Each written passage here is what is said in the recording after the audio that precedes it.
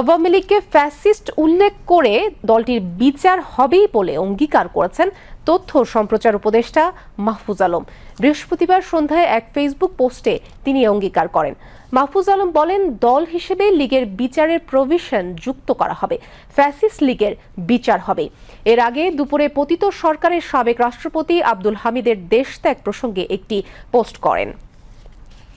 কৈফিয়ত কিংবা বাস্তবতা শিরোনামে নিজের ফেসবুকে তিনি লেখেন, ক্ষমতার ভারকেন্দ্র অনেকগুলো, ফলে কাজের দায় সরকারের, কিন্তু কাজ করে ক্ষমতার অন্যান্য ভরকেন্দ্র।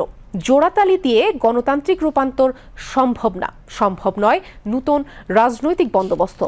মাহফুজ আলম বলেন, রাজনৈতিক দলগুলো ডিসেম্বরের পর সহযোগী ভূমিকায় নেই, কিন্তু ঠিকই প্রশাসন, বিচার বিভাগ, পুলিশে তারা স্টেক নিয়ে বসে আছেন।